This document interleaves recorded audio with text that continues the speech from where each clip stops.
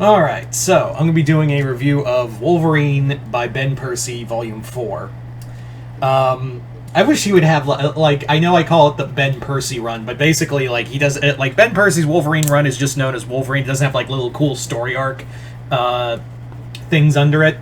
But, yeah, so Wolverine by Ben Percy, Volume 4. This was sent to me by my friend Chris. Chris, thank you once again.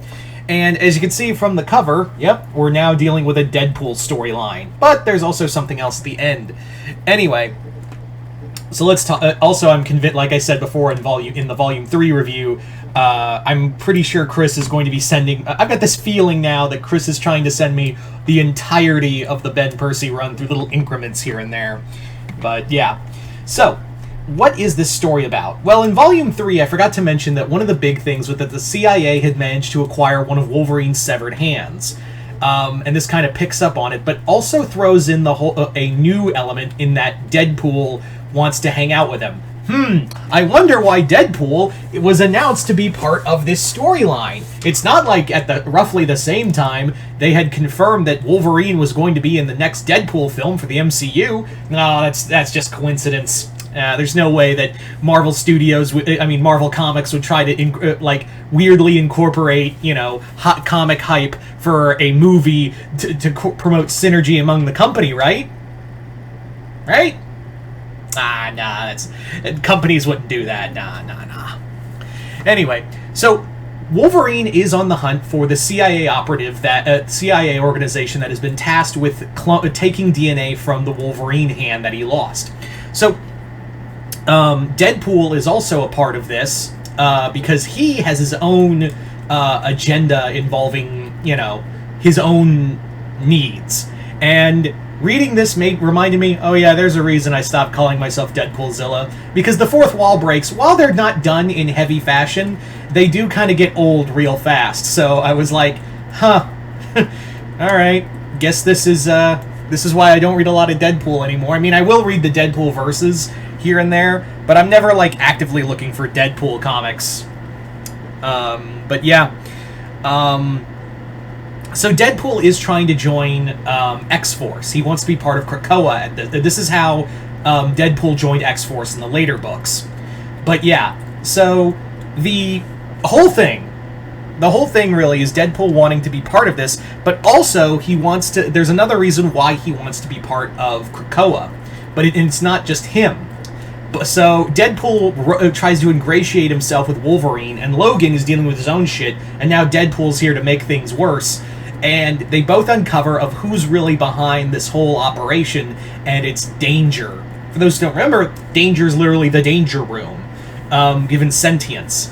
And what the part that Danger plays in here, and what she really wants out of all of this, isn't... I'm not going to spoil it, but I will say that it is kind of it makes sense for her character. And also they bring up the point of, you guys forgot about me, you assholes. You guys left me... When you guys ditched Westchester, you guys just up and left me. What the hell?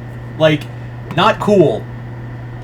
So, yeah. I do like that Danger's fine. Because even I forgot about, oh yeah, Danger's still around. Isn't she still part of the X-Men?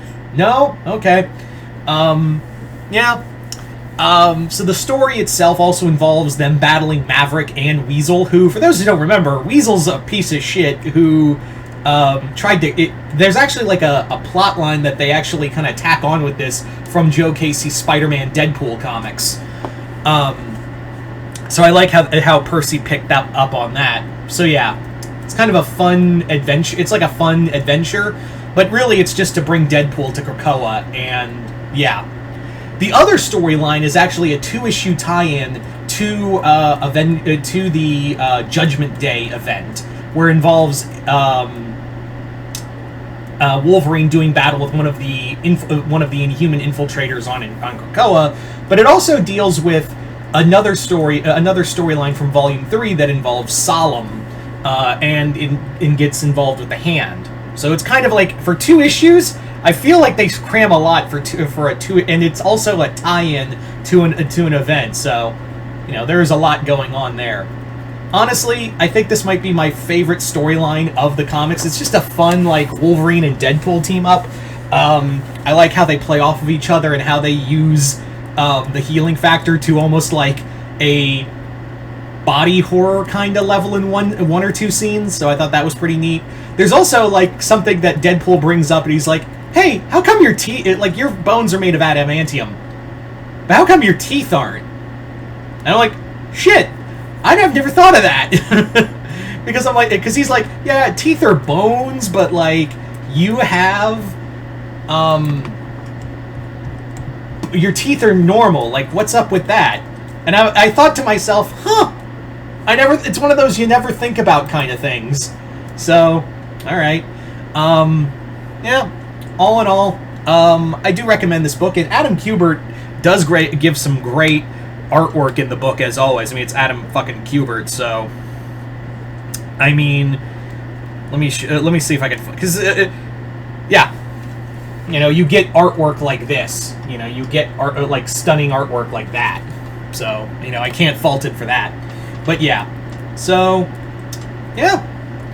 All in all, the Ben Percy Wolverine run, as I continue my, it's basically coming to an end by this point. But I'll be reading trades of it, knowing Chris will probably be sending me those. So yeah. Anyway, so there you go, guys. That's my review for Wolverine, the Ben Percy Wolverine 4th volume, or whatever the fuck you want to call it. Anyway, I want to say thank you to Chris once more. Thank you once again, brother. And other than that, hope y'all enjoyed this. I'm Mr. Multiverse. I'll see you next time in the Multiverse.